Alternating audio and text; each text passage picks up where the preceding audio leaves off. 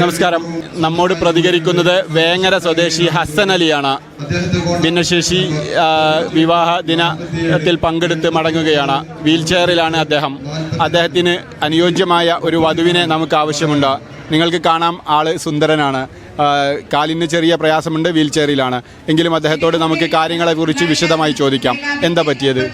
എൻ്റെ പേര്, ഞാൻ വേങ്ങര എന്നാണ് വരുന്നത്. എൻ്റെ പേര് ഹസൻ അലി എന്നാണ്.